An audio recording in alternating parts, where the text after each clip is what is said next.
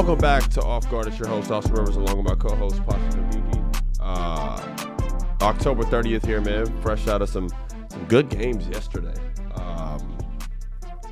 Big-time finishes.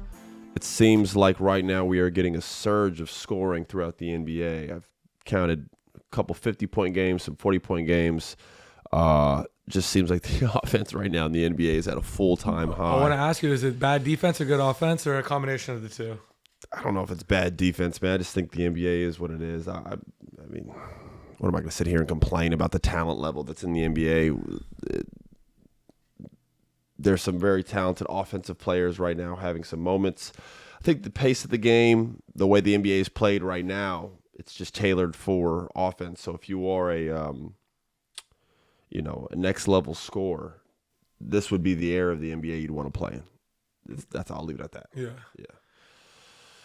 They look, just watching a lot of these guys play, there's just the way guys are able to get to the free throw line, the pace of which the game is played, how open it is, the amount of pick and rolls a certain scorer gets per game. That's what I was going to ask you, too. It's just tailored. Usage rate thing? It's just tailored for offense right now. The NBA is just tailored for offense, which isn't a bad thing. You get the type of performances fans want to see.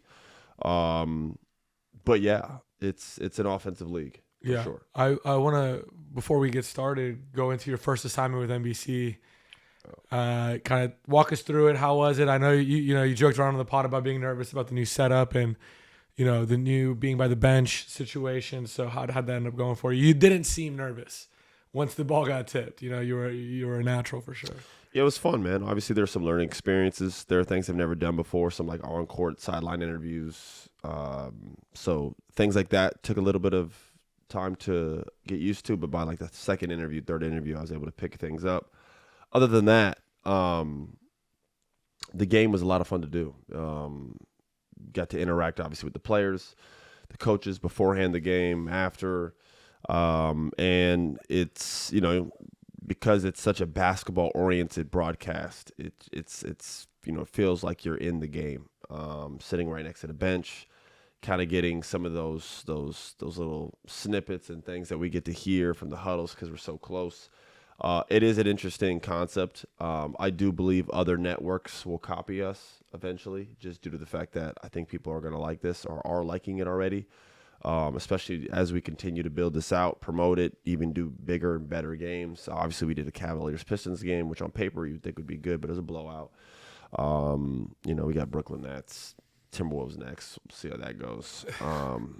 But are you gonna get the Timberwolves bench, your old teammates? Yeah, I got the Timberwolves bench. Yeah. So cool. that'll be a lot of fun just to reconnect with some of those guys, Finchy, the coaching staff.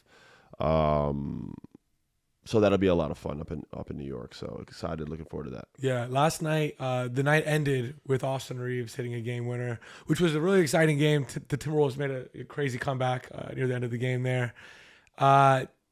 He just looks like a guy that could be a not maybe a main guy on a really good team, but a guy that can carry an offense. We talked about it on the last pod.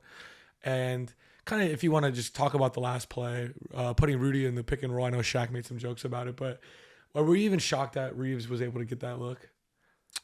Nah, because, Rudy's a really good defender, but anytime a 7-footer, anytime a big man is coming up to guard the pick and roll, it's rare they cut off the split. It's especially if a guy's getting low to the ground like Reaves did.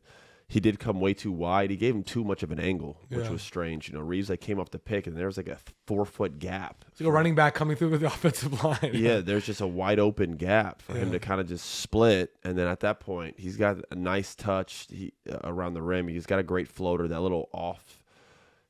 He does it off the wrong foot sometimes because he does it to mess up the timing. Instead of just going right into a floater that maybe a shot blocker or a defender can time, he kind of slows down and then goes when his right foot is down, and it kind of throws guys off. And then he just hits a tough, floater. Statistic-wise, a floater is one of the lower percentage shots in basketball. But when you got a guy like Austin Reaves, who's been playing out of his mind, playing very, very confident right now, he splits the pick and roll, and he has, a wide open floater for a game. It's a tough way to lose. Lakers shouldn't even been in that position anyway. They were up big, without Anthony Edwards. The Timberwolves fight back, make some big plays. But yeah, Reeves again, 28 points, fills up the stat sheet, gets assists, rebounds. He's doing everything right now. So he's playing at an all-star level. I understand it's only 3, 4, 5 games, whatever it's been, but he's playing at a very, very high level. And for them right now to be stealing wins without LeBron, without Luka is very vital in a overpacked Western Conference. So very impressed with him. Well, that's right. When we talk about these high-scoring games and a guy like Austin Reeves who's able to explode, or even like Jake LaRavia last night who had a big game. Doesn't that speak to how talented the NBA is right now, where there's so many different guys that can come in and get hot and have a crazy night, where maybe, I don't want to disrespect the 90s, but I don't know how many guys off the bench could come out here and score, have these big nights. Like offensively, it just seems the NBA has a lot of guys that are just really capable. A lot of shooting. Yeah. I mean, even last night, that dude with Jake LaRavia, he was shooting the shit out the ball. And they kept leaving him open. He kept getting good shots. It was funny, the fan yelling out, "Who is this guy?" And then Ant's like, "I'm trying to figure that out." It was like, I don't know, man. Again, I think the NBA is targeted a certain level or type of player. Guys who could shoot. So you're getting a bunch of dudes right now in the NBA who can really fill up, the basket from 3-point land. To the point where when you see a guy who can't shoot, you're like, oh my gosh, that guy's got to work on his jump shot. Before, it was no problem to be an Andre Miller. It was no problem to be, Eric Snow. Aaron McKee. I can keep going. We watched it throughout Rondo's career. Like in the beginning, it wasn't a problem. Ended up being a problem. Down the line. So, look at these stats that just came in. 20 people averaging over 25 points per game right now, man. That's a little excessive for me. Will that number drop? Of course. I don't plan on the end of the season coming and 20 people are still averaging over 25 points per game. I'd be surprised if it was half that or maybe 15 of it. But, Well, we could probably adjust it saying 25 points per game is the old 20. Like when you started in the NBA, if you scored 20 points per game, you were probably going to get a big contract. You were viewed as a scorer. I still think if you average over 20, you get paid. Unless you're Cam Thomas. Unless you're Cam Thomas. By the way, hey, that got a lot of traction, the Cam Thomas stuff. Actually, got hit up by a lot of people. He's such a polarizing guy and such a unique player that I think it really, people are either really agreeing with you, a lot of Nets fans, or disagreeing with you. I had some people from different front offices tell me he just doesn't make other people better and he can't play like that on a winning team. And the sooner and the quicker he realizes he's an off-the-bench scorer, the quicker. But that's what I told him he could be. People are like disagreeing. There's nothing disagreeing about what I said. You can't disagree that he can't score. Yeah. You can't disagree with that. People are like, oh, well, we don't know. You don't know if he can make other people better or that he can't be on a winning team because he hasn't been on one. So what the hell does that even mean? They said the same thing about Jordan Clarkson. They used to say Jordan Clarkson can't be on a winning basketball team. The Knicks just signed him. It's just not true until it is. I have to see him on a winning team, not be able to play, and then we could say I told you so. Right. Until then, the guy's been stuck in Brooklyn his entire career, averaging over 20 the past few seasons. What are we doing here? Right. So if you turned on a Nets game right now and watched Michael Porter Jr. play, you'd be like, man, these guys don't pass. Man, these guys can't play winning basketball. Michael Porter Jr. was a key central piece to a championship team. Right. So we know that's a good point. If Michael Porter Jr. had never played for the Nuggets before, you would never think and you that. watch him on the Nets right now, you'd be like, he could never be the third best player. He could never be the third best player on a championship team. Yeah. He doesn't pass. He doesn't do this. He doesn't do that. It's just bullshit. Yeah. Okay? It's bullshit. If you watched Aaron Gordon on the Magic, you'd be like, this guy doesn't make other people better. He doesn't have a position. He's trying to force shots. He's trying to be a scorer. Bro, that whole logic of never make a win, never. How that says what front office told you that? I don't want to name the guy. Exactly. Who said that? What are we talking about? Yeah. I'm tired of people telling. This is a big pet peeve of mine throughout the NBA and front offices. Stop telling me what a player can't do, especially if you've never played before. And there's no evidence that the player can't do it. Now, if a guy can't shoot, and you're like, that guy can't shoot, valid, that's fine.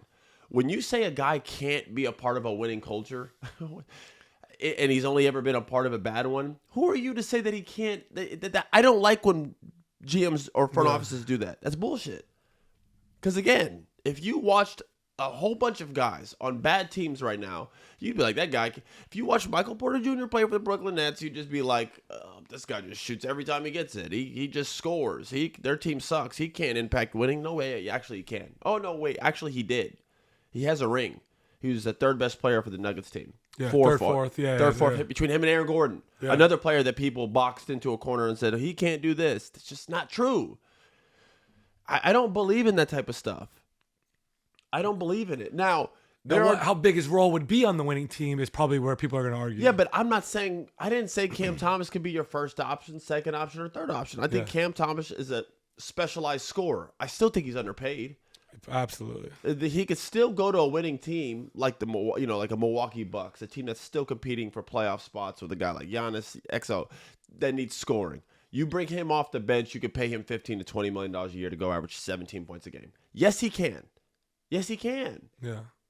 I mean, look at Cole Anthony, who was written off. And, he didn't have good moments and bad moments for the Magic last year. And he looks like he's important to the Bucks now because that's what they needed. That's what they need. It's position specific. Role and situation matters. So when people tell me Cam Thomas doesn't affect winning, when has he had a chance to? With the Brooklyn Nets, he's supposed to win with that team. No one can win with that team, man. You can put LeBron James on that Brooklyn Nets team right now, man. They're not going nowhere. There's nowhere to go. That team's just they've been in rebuild mode for too long. Quite frankly, I'm just gonna be honest with you. Yeah. How long has the Brooklyn Nets been rebuild? And they pushed their chips in with that big three, and they played I think 16 games. And they were in rebuild mode before that. Yeah. Do you think that was one of the best teams to ever win a title though?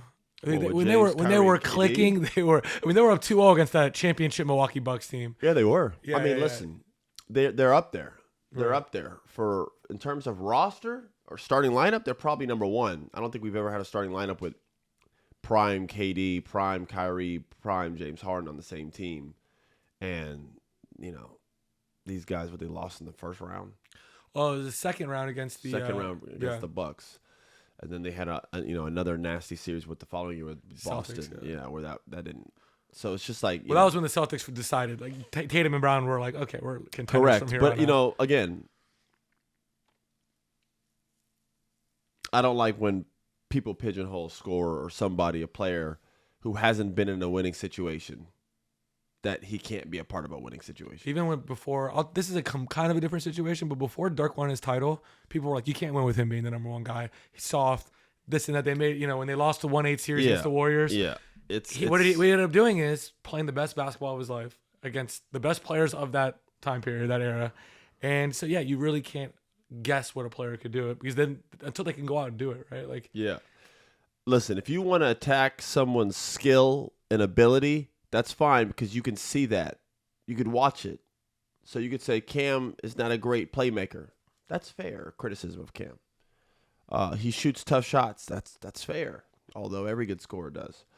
But when you say his game is, empty scoring, it is because it's on the Brooklyn Nets. That doesn't mean it can't be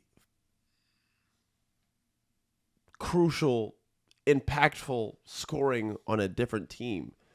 He wouldn't be the main option. He wouldn't be the second. Maybe he wouldn't be a third on a championship team. Cam Thomas could be a guy that you don't have to put him as an option 1, 2, or 3. You just bring him off the bench and you tell him to go score. There's plenty of guys who can do that. Yeah. And there's some guys who haven't figured out their niche yet. Like Bones Highland is a guy who's like bounced around, who has a scoring ability that like people can't seem to hasn't figured out or clicked yet. Yeah. We'll see Minnesota. He had a decent game last night versus the Lakers. So I don't know. Yeah. I want to talk a little bit about, actually a lot about, let's talk about the Sixers. They might have the best guard rotation in the NBA with Tyrese Maxey, Quentin Grimes, BJ Edgecombe, and then when Jerry McCain's healthy. The only other team I can think of is Darius Garland, Donovan Mitchell, Lonzo Ball. Like that's obviously a really good rotation too. Bro. Yeah. Oh, are you having flashbacks of Donovan Mitchell's performance when you were courtside there? Oh, he dominated that game. But I think the best guard player right now would be Philly. Yeah. And you throw Grimes in there with McCain and VJ, and obviously Tyrese, the way they're playing right now, it's hard to see anybody else that's better than them. Or do you think they're for real, being an undefeated team? Are you buying into this, or is this early in the season, they're catching people by surprise, or do you actually think this is a team that could compete in the East?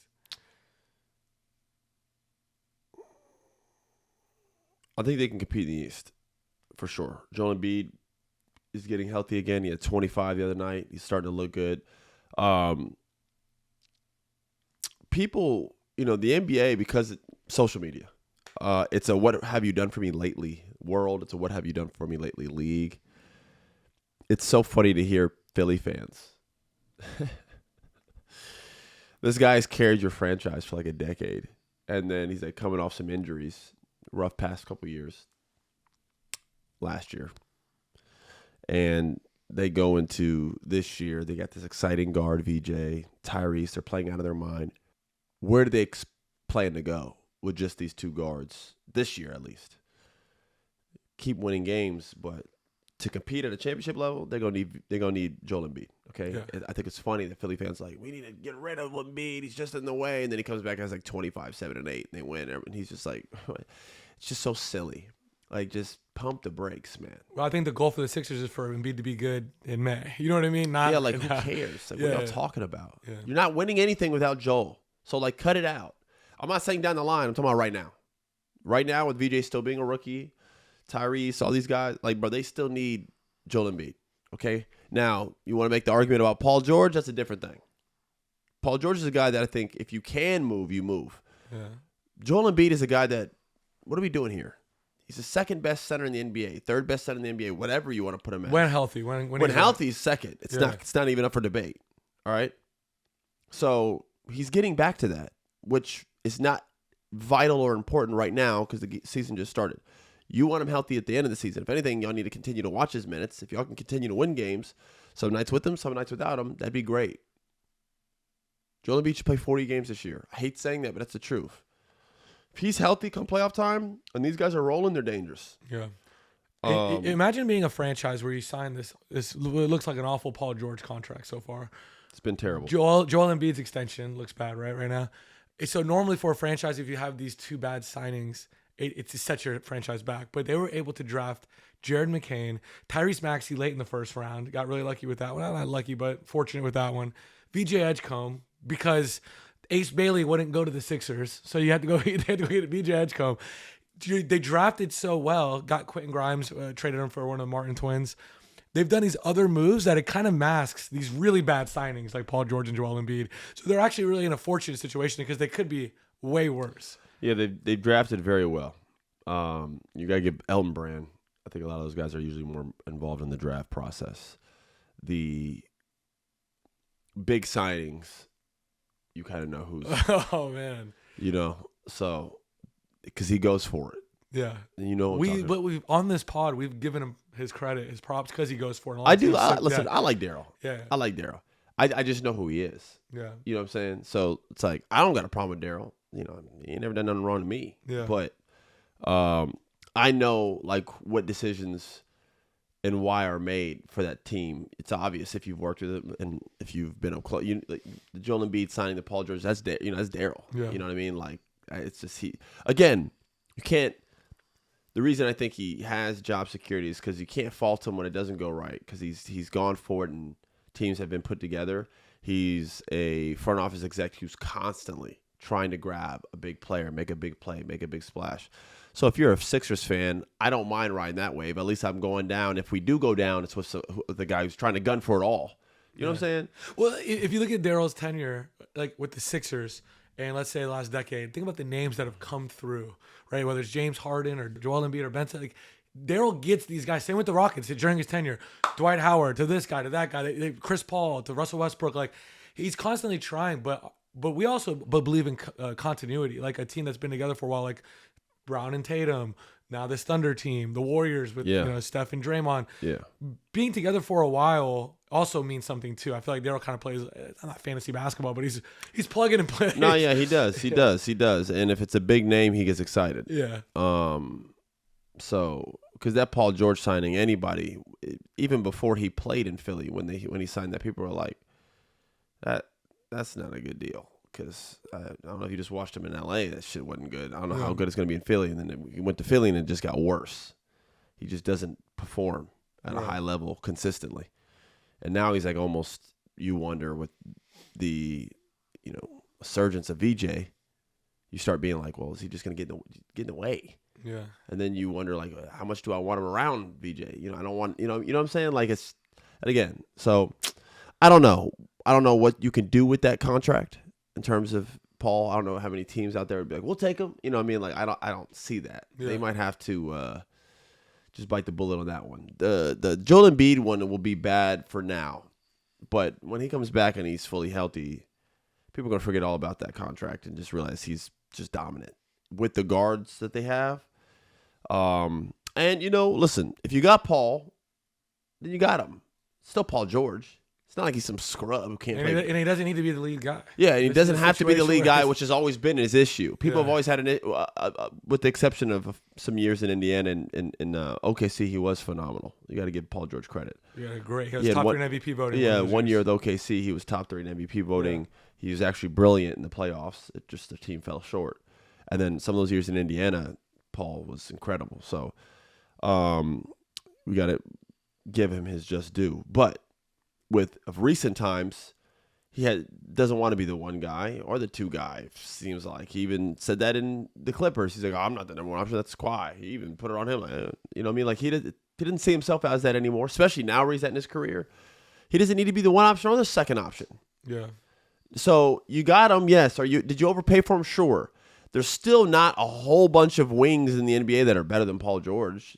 It's not like there's 20 wings better than Paul George. There's not. So it's like it's kind of like the same way you talk about Bradley Beal right now, where it's like sure, is it not? You might not be getting Brad, right? But like he's still out there, and he's still going to be better than a lot of players that he's in front of. Yeah, he's still Brad Beal. Like you still can't leave him open. He's still not like some liability on the floor. He's still not a guy that like can't just go out there and score. Like Paul George comes back fully healthy. I know these are big ifs. We keep saying Paul and Joel if they come back healthy. Philly fans get nauseous when we say these things because they've been saying this for years. The difference is there's less weight on both of them because these other guards are playing so well that the city, the team, the outlook are like, we'll just build around these guys. That's how good these guys are playing. So when these guys come back, you don't have to do too much. You also don't have to rush coming back. Joel Embiid still has to be a force, so he has a little bit more pressure on his shoulders. In terms of Paul, just come back and be a wing. Score when you get the opportunity, space the floor, be a good vet. That's how he could gracefully transition into this role into somewhat where Philly's like, you know what, we did overpay him, but like he's been great this year. Yeah, but we also got VJ on a rookie deal. Yeah, we got Jeremy McCann on a rookie like we're deal. good. Like we can pay him. We had to pay somebody anyway. So when this contract ends, VJ will get paid. So it's like, okay, he's still a top tier wing to the certain extent. If we can get him back healthy, he doesn't have to be a main option. There's no pressure. But you can go hit a big shot for us. You can have a game in the playoffs where Paul's hot and he comes up with 30-something. There's not a lot of wings that you could do that with. Especially if they're in the playoffs and VJ's first playoff or Jeremy McCain's first playoff. Yeah, they might lean on Paul a lot more. Yeah, you know what I mean? There'll be games where he'll show up. Yeah. There'll be games where he'll show up and there'll be games where he disappears. The difference is in the past when he did, Philly loses because we're relying on Paul to be this guy. You don't have to do that with him anymore because you do have VJ. You do have Tyrese Maxey, who's now ascending into like a superstar, it looks like, the way he's playing. Let these guys get more experience. Let this thing roll out. Let Paul George get healthy. Let Joel Embiid get healthy. And again, if I'm Philly, listen, you got Paul George. He's there, but he could be very useful still. There's still a lot he could offer, especially now that you don't have to rely on him being the number 1 or 2 or even some nights 3 option. He could be whatever. Just put him as a wing. Yeah. He's still pretty good. I have a question. How come we look at the Spurs and we talk about Dylan Harper and Fox and they have a problem? It's a good problem to have, but they have a problem in the future with Steph Castle and these guys. But with Philly, we kind of celebrate the fact that they have these guys. We're not doing this. We need to move one of these guys. That's because one is already notorious for being – no one's debating whether McCain should start over Maxey. Yeah. So, like, McCain's backup guard. It's unanimous. You know what I'm saying? Yeah. VJ's a 2. Grimes is a backup. It's unanimous. There's no debate in who's 1 and who's 2. With the Spurs, you got De'Aaron Fox. You got this top 5 pick point guard there who's playing really well now. People are like, whoa, do we just run with this dude? That's the difference. You know what I'm saying? Yeah. When you're a top pick too, also you're like, I ain't here to be a backup for long. Top 5 pick in the draft. What was he? Number 2. Yeah. Number 2 pick in the draft, dog. I ain't a backup point guard. What other number 2 pick is a backup right now? It's just ain't nobody else doing that shit. So I'm just like, I know he's just like, what the f is this? We thought it was weird last year that Reed Shepard sat the year up essentially as the 3rd pick. Now it's how's he been doing? Well, he had that big game. He had a big game the other day against, I think it was the Wizards. I told you. Or somebody than that. What I tell you? He said the next time he plays with these teams, he's gonna have a nice game off the bench. He's gonna get some buckets. He's gonna play one of these bad teams and play. I got to see Reed play versus a good team. Yeah. You know what I mean? Because the few games I've seen, it's looked really bad. Yeah. I am high on him. I like Reed Shepard. He has underperformed. I've been disappointed this year. We still got about 70-something games left. All right. Nobody will remember Reed Shepard's slow start come February if this guy's cooking. Of course. You know what I'm saying? So it's like, with him, he's just got to keep going. He's got to keep battling, keep trusting, and yeah, because they're going to need him, honestly. Without Fred VanVleet, they're just a different team. They are. You see it. Yeah. So before we move off the Sixers, I want to say one thing. Tyrese Maxey, who's averaging, I don't know, like 40 right now or something crazy, we don't talk about him. No one does, not us. No one talks about him when they talk about the future of the NBA, the guards with, obviously, the Anthony Edwards, Cade Cunninghams, all these guys.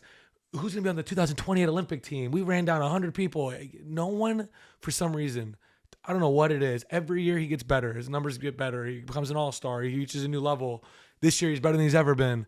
But he doesn't get talked about. And is it because he's kind of quiet? He's not on a lot of commercials? Like what? There's not a lot of drama to his name.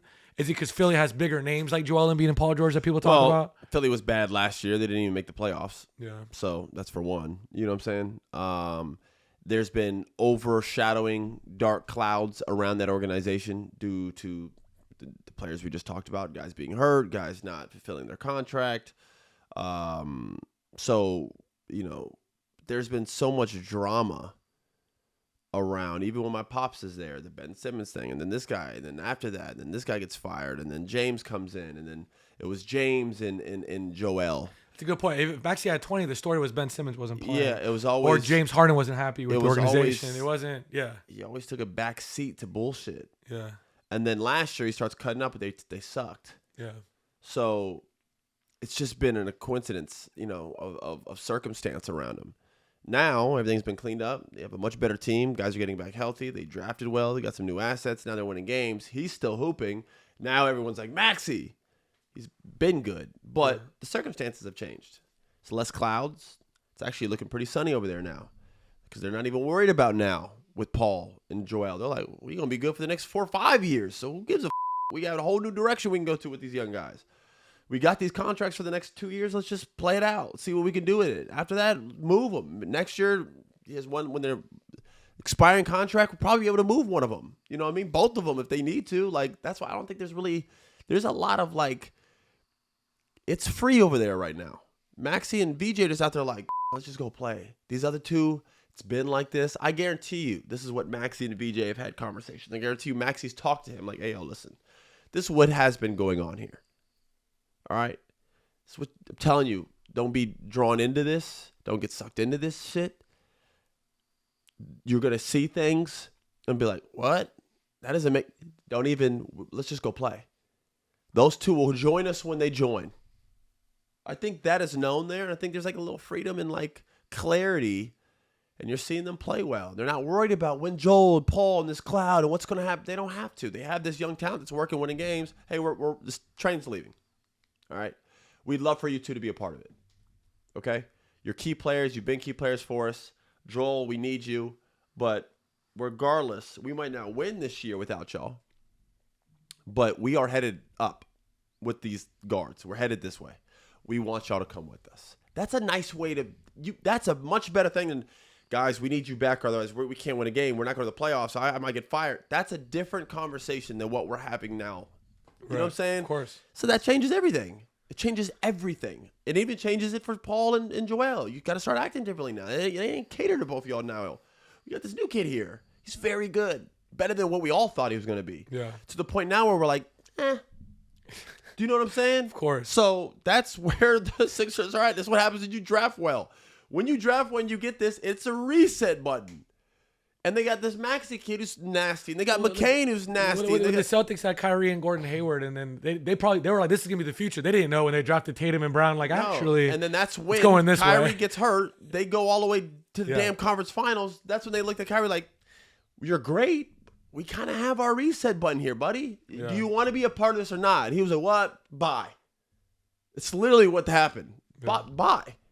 And then Kyrie went on to continue to do Kyrie things. He's great, and he's had a great career. Yeah. And he'll continue to do so. I love Kai. But Boston was like, yeah, we go this way. And that got him a ring with that group. So when you get these reset buttons, when you draft well and you get a guy, it alleviates pressure from certain bad contracts, dealing with stars, because you're like, yeah, we don't have to do this with y'all right now. So we want you to be a part of this, Joel. We want you to be a part of this, Paul. We need you, Embiid. But it's okay. We've talked a lot about this draft and how good it is. The college basketball, there's been a lot of exhibition games. I feel like I've watched more exhibition college basketball this year than any other year. I don't know if they've always been on TV or the highlights or whatever, but Cam Boozer, Darren Peterson, AJ Dybantsa, even Mikael Brown the other night against Bucknell had a bunch of threes, played really well. What are you seeing out of these guys? I know it's early, it's exhibition. And particularly, I know you're a Duke guy, and we already knew that Cam Boozer was like ready to go. Like the Dybantsa and Peterson, these guys, their ceiling might be really, really high. We knew Boozer was kind of like ready. You told me last year Boozer's kind of ready to go to the NBA right now and give you a double-double. Boozer should have been in the NBA last year. Yeah. He shouldn't even be playing college basketball. I do believe with NIL and all these other things, the next tier is just letting guys come straight out of high school. If you're already letting them get paid, if they're already making money in high school, what now? Why do they have to go? What the hell is Cameron doing in college? What the hell is he getting better at? He's getting 23 rebounds in games. You know what he reminds me of? You don't even box him out. It reminds There's me no of, reason playing down there. Dude, like in the draft where Evan Mobley was in that draft with some guys, it was like Cade and Jalen Green, and Evan Mobley was like that solid top 5 pick where you were like, these other guys might hit, might not, whatever. You knew Evan Mobley was going to come in, and you knew what it was going to be. Cam Boozer kind of reminds me of. He's like the safest top 5 pick right there. Yeah, we talked to JB Biggerstaff just before the Cavs game I just did, and we were just talking about their team and the future and what it's going to take for y'all to get to that next level. What it's going to take for the Cavs, because I know he's with the Pistons now, but still he was with them. He coached them nonetheless. So I just was curious. I was like, just from your perspective, I know you're with Detroit now, but like, what is the Cavs like? He said, well, Evan. It's Evan. Yeah. He goes, when we got Evan, we were all like, it's only a matter of time. We don't know when. If it's going to be year 1, is he going to get it? 2, 3? I remember my second, third year, he kind of took that dip back. We were like, we don't know what's, it was frustrating because we knew it was going to click. We just didn't know when. And I was like, he was that good. He goes, he's just that talented. And we drafted him like, he's going to be an all-star. It's guaranteed. He's just too good, too skilled, too talented. There are guys that you just drafted like, this guy is just, he's going to be good. That's what Cameron's going to be. He's just a sure, solid. He's going to come in the NBA and have an impact. Day 1, he's going to start. Day 1, he's going to have double-doubles. It's going to happen. He just has he's been built to play in the NBA since a junior in high school. This isn't a Dylan Harper situation where you draft him. Whoever drafts Cam Boozer, that power forward might as well pack it up. Whoever's starting it, that's good. That's a wrap. Yeah. It's a wrap. Yeah. And it's like, when Ace Bailey's a project. You know what I'm saying? Yeah. Ace Bailey's a ceiling's high. Low. Floor's low. Sure. Could be very great. Could be, I don't know. He could be T-Mac. He could be Travis Outlaw. Do you know what I'm saying? And if you're a GM, and I'm not, your job is like, if this guy, whether he's good or not. I'm not coming at Travis Outlaw because Travis Outlaw was a solid pro. Yeah. But I only say that because he's a top pick in the draft. He's one of the top picks in the draft. So a guy like that is, people think he's going to be, right. You know what I mean?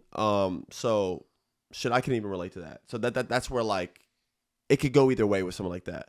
Whereas my class, Anthony Davis, is just like, you know what you're getting with this. It's like GM security. You draft Cam Boozer, you're going to be a good pick, and everyone's going to call you smart. You draft one of those guys, you're just like, we got a good one. Yeah. You know what I mean? I don't have to worry about this one coming back to bite me. So some of these other guys are projects. AJ, De'Aaron, You know what I mean? As good as they are, guards, you just never know. There's just so much there. I will say these guys look extremely talented. I don't think AJ is going to come to the NBA and struggle. The league's actually built for his type of game. It seems like he's one of those guys that would be better with the spacing in the NBA than college. His game is built for it. Yeah. It's like I said the same thing about Tatum went to Duke, and people weren't really wowed. And everybody's just like, he's not meant for this. In the NBA with space, it's going to be a problem. And sure enough, rookie year, he's putting up 20 pieces left and right. People are like, whoa. It's like, yeah, college ain't meant for everyone. I hate college basketball. It sucks. You were calling those games last year. I hated it. You made the most of it. I made the most of it. I don't like college basketball. But you used to. Growing up, I think you loved it. Never. Really? I've never. You know what it is though? You grew up in an NBA family. Straight to the league. I don't like college basketball. I never have. I never will. I don't like anything about it. So you never, growing up, never got hyped for like a Duke, North Carolina, like JJ Redick's era. I've never watched one until I played in one. Really? It's ironic that I hit one of the biggest shots in that game because you don't deserve it. I don't. I don't deserve that shot at all. I don't like college basketball. But Austin, were you always dreaming of this moment? You were like, never thought of it once. Never thought of it one time, actually. I dreamed of this exact shot at the other level. Not here. But I'll take it. And I loved my time at Duke, so it's not like I hated my college experience. When we went back last year, the love you got, I was like, you should come here more often. I love Duke. I love Duke. I'm all Duke. I bleed blue, true blue, and I am always going to be all in on Duke, and I'll do anything they need me to do to support them. Even push your kids to go there.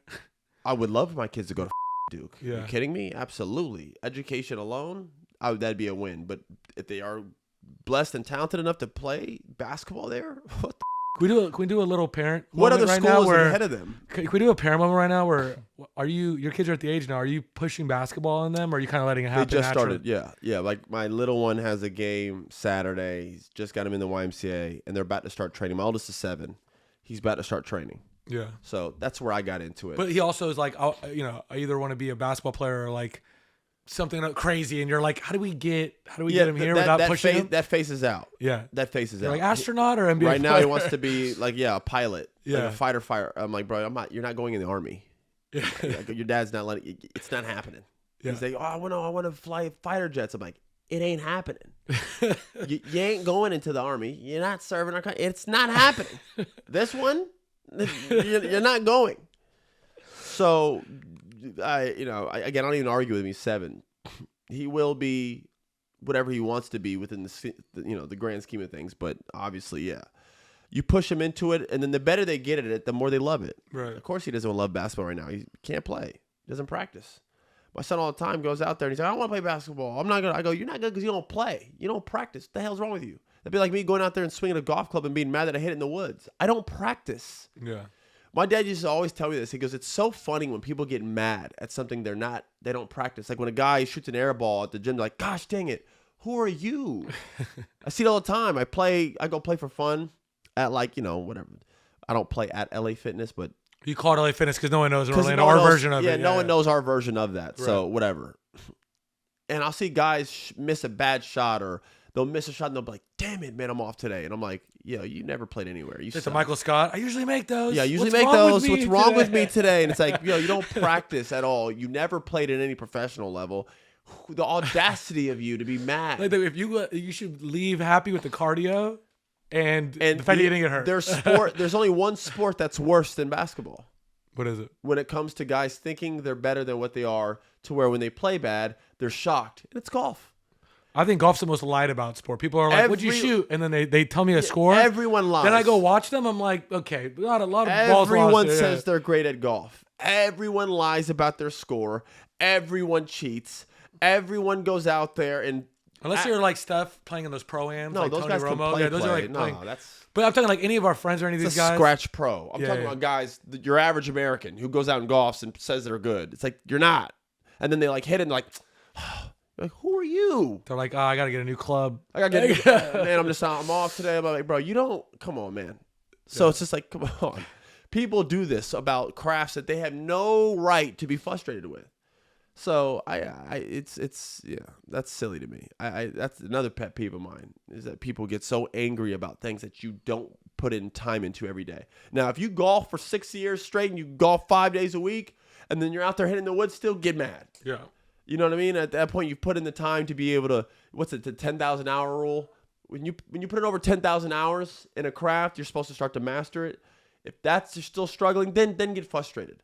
Other than that, I don't want to. It's like every day I go see these guys playing. I'm like, you're just insane. But the human mind is a funny thing. Yeah, are guys still like checking you at the LA Fitness like full court press like really? Yeah, I had a guy talk shit to me the other day, and he was talking. I was like, bro, I don't even know who you are. He's like, you need to check my resume. I said, what's your resume? And he goes, you check it out. Check my resume. Should I pull up my phone right now? I go, what's your name? He goes, you need to Google that. I go, well, what is it? He wouldn't give it to me. We eventually got it, and we looked it up. He's never played anywhere. So I just know guys talk just because they feel like it's an ego thing. Yeah. He couldn't play. He was 5'11", 5'10". My height. And he has zero resume. Yeah. But he was coming at me, sorry ass, blah, blah, blah, blah, saying all type of just like crazy. I'm just like, it's weird. Basketball's one of the only sports. Like when I play tennis with people or different sports, people are like kind of classy. If the ball might be out of bounds in tennis, everyone's like, redo, or you can have this one. Basketball, someone hits a shawty out of nowhere. It's like a celebration, like mismatch. They'll say some shit. I'm like, dude, what just happened? I thought we were like having a good time. Like, it's nuts. No, they were like, or is that just our pickup run? No, that's worse other places, bro. Yeah. It's way worse. Yeah. Like, dog, you used to always say something about Genesis, and then I went to that one LA Fitness gym that you had, and remember that we went upstairs to the courts and like guys were like fighting. I was like, bro, this shit's nuts. It's like that everywhere with basketball. Guys are just like delusional like that. Yeah. It is what it is. I mean, I don't. What do you want? I play knowing what the game is. I grew up around it, so it comes to the territory. I also don't take any of these guys serious. So it's like even when they're talking like that, I'll go back and forth. It's gonna get to a point to where I jump off. Like I don't, brother. I'm here to get cardio. Yeah. I only play for cardio anymore. I have nothing to prove. Right. You would never do like Big Three or anything like that. You will never catch Austin Rivers playing in the Big Three. Okay. I had to ask. Never happen. And I have nothing against guys who do it. No, I mean, Michael Beasley had a nice, nice run doing it. And it's not like for that. Me though. No, yeah. I'm done playing. Yeah. Competitively wise, you'll never see me play again unless it's at a rec league or something like that, or maybe a fun All-Star game event, maybe NBA All-Star, do something this year. I don't know. Yeah. I'm not playing seriously, no. Yeah. To wrap up the Cam Boozer conversation, if the draft was tomorrow, are you still going off the potential of some of the other guys, or are you going to go with the safe pick? Just depends what my team needs. Yeah. Team needs. So if I'm like Philly, I'd look at Cameron Boozer. I got wings. I got guards. Philly keeps winning. They're not going to get it. Well, I'll just give an example, though. Like, shit. If I'm Milwaukee, I'd probably go for a guard. You know what I mean? I'd go grab me you can grab any of those dudes. Take your pick. De'Aaron, AJ. They look happy in Milwaukee, man. I watched that entire Knicks-Bucks game front to back, and something's going on in Milwaukee. Sometimes it's not that Dame was the problem. The offense just wasn't fit for him and Giannis to work. The way Giannis plays, the way Dame's work, it just didn't click. So without Dame, and again, this has nothing to do with Dame, but without Dame, there's clarity. We know how we're going to play. We know what the ball's going to be. They just went and got a bunch of guys that could shoot. Doesn't scream anything. The roster's not loud on paper. But then you watch them play and you're like, Taurean Prince can shoot. He's actually a great shooter. He was third in the NBA last year in percentage. He shoots like 43% from three. AJ Green's up there too. Oh, Gary Trent's up there. He's top 15. So you have 3 of the top 15 shooters in the NBA on one team. 3. Then you add, well, wait, Miles Turner can shoot. Well, wait, Bobby Portis can shoot. Oh, wait, Cole Anthony's knocking down shots. You got like 7 guys that can hit threes. Where you watch the Pistons, they got 1. Duncan Robinson's the only shooter on that team. Isaiah Stewart can occasionally hit a 3. Yeah. They have no other shooting. There's none. Cade's out there just making magic with whatever he can. You got to pray to God that some of these guys hit a shot. You got to pray that Rollin Holland can hit a corner 3. Something. Otherwise, I watched the game. Cavs just sat there like, we'll live if they hit shots. They did not. They lost. Last night, they hit shots. Yeah. That's the Pistons. They're going to be like this the whole year because they don't have shooting. They're lucky Cade is a top 5 guard in the NBA. But outside of that, it's going to be up and down for them. This is my opinion. You look at the Bucks, they got 7 shooters on their team. They all can shoot. The whole team. Even the Rollins, what's his name? Holland? Ryan Rollins. He can shoot the hell out of but the whole team can shoot. So they got him on a nice deal, too. On paper, they don't have star players. But you have a top 3 player, arguably the greatest player on the planet, which is Giannis. That's a head start right there. So then you're like, who do we have? Do we have size? Yeah, you do. You got Bobby Portis, and you got Miles Turner right next to him. And then you even put Kuz at the 3, which he's an oversized 3, so he's been great for them. Also, another guy who can hit shots. You have 7 to 8 guys who are capable 3-point shooters. In fact, the only guy on their team who can't shoot threes is Giannis. Everyone else who plays is a shooter. So you have the best driver in the NBA with a bunch of shooters, 4 of which actually, I think it's 4, but I know for sure 3 are in the top 15. So it's like, damn. And it's amazing that they went into the season. Everyone talked about Cavs, Knicks, and then Magic, Hawks, Pistons. No one talked about the Bucks. Bucks. I think that was probably nice for No, they maybe probably Giannis to kind of go under the radar a Bro, little these bit. guys are just out there. He's just out there running around like an avatar, just driving around. And they don't help. He's dunking on someone's head. And if they do help, he is kicking it out. And that ball's just popping around because it's not going to Dame where it's his time now. Right. See what I'm saying? He would do that and then kick to Dame. And Dame was like, all right, I got to. Yeah. Let me get into my shit. There's no shit now. He's driving, kick, wide open 3, bomb. It's a little bit more clean now. Yeah. It just works. You know what I mean? It's like sometimes you can put stars and stars together. You put Dwight Howard and Nash and Kobe together. Shit just don't work all the time, dog. Like sometimes KD, James, and Kyrie. It worked on great nights. Some nights Dame and Giannis looked great. Then like the next 4 nights you're like, what the fuck was that? Yeah. Do you know what I'm saying? Like that's how it was. You'd see a Brooklyn Nets game where you're like, man, this is going well. And then you see him play like, what's going on? Was it like that with you when you guys didn't have a center for the Rockets? Where some nights it looked like someone like Daryl Morey might have been a genius there. Yeah, the first game versus the Lakers, we beat the piss out of them in the playoffs, the bubble. We were like, dog, ain't nobody needs a center. we're gonna win this thing. No one can beat us, especially in the bubble. Whoever, I thought we were gonna win a ring, and then, obviously just went to shit and we lost, and everyone's like, oh well, that didn't work. So that's how the league can be. It can be up and down like that. I think right now there's a lot of clarity within the Bucks offense. It's a lot of just, there's no stagnant movement. We forgot about Kevin Porter Jr., who's also like nasty, point guard, talented. He's like 6'5". They all can defend too. It's another thing. All their wings defend. Gary Trent's a solid defender. AJ Green's actually a solid defender. Torian Prince is a solid defender. Cole Anthony gets after it, picks up full court. KPJ is a very athletic 6'6" point guard. Like Jalen Brunson had a great game, but Ryan Rollins was still picking him up full court, making life difficult. Yeah, Rollins picks up full court. These guys defend. Yeah. All of them defend. All of them can shoot, and then they have arguably the greatest player on the planet on their team. It's a decent team. Yeah. And in the Eastern Conference, which is like wide open, the Bucks could like possibly by the end of the year sneak up to where they're like a 2 or 3 seed. I'm not kidding. With the best player in the conference. And it's by far he's the best player in the conference. So it's like. Yeah, they're trouble. The teams we put over them, they could beat. You've seen Orlando play? You could beat Orlando. The hell? Yeah, it'll be and like Bucks, Cavs. I think the Cavs have had their number the last couple of years, but Cavs also had weird playoff moments. Yeah, right? They have. The only reason the Cavs have had their number is due to their length, being able to bother Giannis a little bit. Evan Mobley being able to guard Giannis maybe more straight up with Jared Allen there. You got Evan Mobley down there with Jared Allen. So every time Giannis drives, it's like you got 2 trees down there. So it's tough. Yeah, it's almost like the way the Timberwolves were built to beat the Nuggets that year. Like the Cavs are actually built to probably play the Bucks better than anyone. I just saw Sir Thompson for the Pistons, freak athlete, but he drove multiple times to the basket. And Jared and Mobley are down there just like this. He just was down there trying to figure out where to get the ball to. Yeah, can't see anything. They're just too tall. This MVP race this year, it's gonna be, I think, and I know it's early, one of the toughest ones because of the stats that Giannis, Wemby, Jokic, Shea, Luka, like these 5 guys right there. And I don't know if I'm forgetting anyone else. Those 5. Their numbers are all going to be that of an MVP. Like, they're going to be better than a lot of other... at this race, I don't even know where we're going. Is Maxey going to be in there? I mean, some of these guys are like... Jaylen Brown is cooking, too. But I don't know if their team will win enough, Again, I don't know. In the East, I just don't know, man. I don't know. Jaylen Brown embracing the what is that? The Beijing... The well, once it rubbed off on OG, and then it rubbed off on Holland, he's a serial... he's a serial stainer.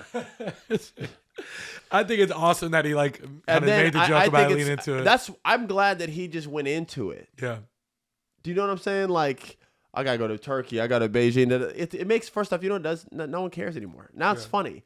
Now when they make fun of you, it's not to hurt your feelings. It's to make you even laugh because you've laughed at it yourself. It's the 8 Mile, Eminem. Yeah, like once you do it, then no one. I do live in a trailer park with my mom. My boy Future isn't Uncle Tom. Everybody's just like, what is he gonna say now? Yeah. Having humility is a very good defense mechanism. And it was really cool, I think, of Jaylen Brown.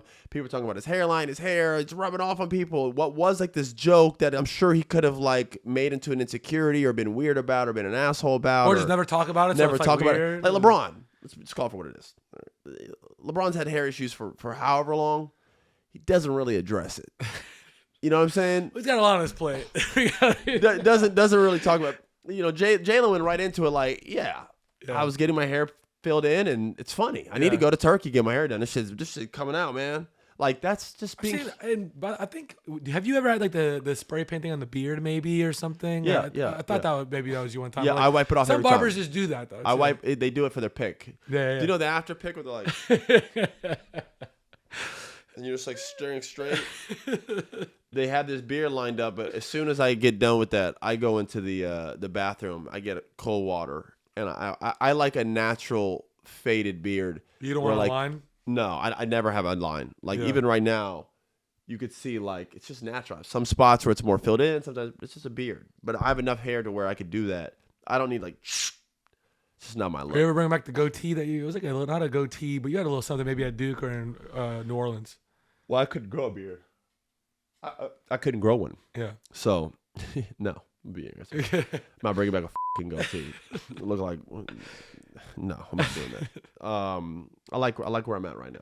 Very solid. I do agree with you that the MVP race this year will be very difficult to judge, just due to the numbers that guys are putting up right now. If there's any indicator, what we're seeing right now early in the NBA is that this year there's going to be some records broken points wise. Yeah. I would imagine this year in the NBA overall, there'll probably be more points scored this year in the NBA than the history of the game. Maybe a couple other 70-point games from players, things like that. Something like that will happen. Yeah. There will be some nutty games. I mean, Luka has the ability to like go for 70 a lot. There's like games where he has like 30 or 40, and it's like. But by then it kind of depends on if the game's close, right? Otherwise, you're not playing that. Yeah, he doesn't quarter. play. Yeah, if the game's close, like when he's had 70 against the Hawks, it was a close game. He had to keep doing it. Yeah, I can see that happen. Yeah. MVP early vote for you? Oh, man, it's so early. Shea's an easy one because they're undefeated. Wemby, they're undefeated, but I don't think they played anyone really good yet. I'm excited to see the Spurs play some tough teams. You don't think Luka gets it? What's the year they want? He wants one. Yeah, I'm saying, do you want me to go off of the games that have happened or just make a prediction? Prediction. I think Wemby might get that. Like everyone's gonna get behind him this year. It's like it's happening, or it's happening early. I think Wemby will have the MVP is a lot of. It's like a storyline. If their team is within 50 games, they win 50 games. If they're within realm, if they're within a 4 or 5 seed in the Western Conference, Wemby might get it because of what he does defensively added to it. The numbers on offense aren't going to be as polarizing as some of these other guys. They're going to be great. He puts up great offensive numbers, so people relax. But if you compare to like his scoring to like Luka or Shea, he's not going to be averaging 30, 31, 32. Yeah, but he also has more blocks than most NBA teams. But he has more blocks than NBA teams, and he's a defense within himself. Yeah. So like these added attributes is what could push him over the edge. I agree. That's a good pick. Yeah. I'm worried for him. I'm worried about the game. 65 games is a lot. Yeah. But he seems durable though. He seems stronger this year. Yeah, he seems good. I like him. I'm gonna go Luka. It's not the safest pick, but if he's healthy, my only worry is their team's just not that good. I don't like the Lakers team. Yeah. And I don't like all three of them out there together. So we'll see. But I think Luka he looks great. I mean, bro, the first couple of games of the year, he was just by and far the best player in the what he did to Ant and that Timberwolves team was like it was a wake up call. Like watching that game, you're just like. So just a reminder, like there are levels to like second tier and first tier superstars, and he's first tier. You just see it when he gets in that mode, bro. This dude was like laughing, and had like 49 versus the Timberwolves. You know what I mean? Like just absolutely cooked. Lakers be at them. I don't know what it is. He went down. Okay, well, then Reeves was at them yesterday. You know what I'm saying? Like Jaden McDaniel's a good defender. Some of these guys, Dybantsa, these guys can defend. Rudy Gobert, we're talking about all defensive guys here. Dudes be at them. Right. Lakers they get geared up. I think it's the Timberwolves have beat them in the playoffs so many times. I think now when they play them, it's like they probably get up for them. Yeah. Before we wrap, Halloween's Friday. It's tomorrow.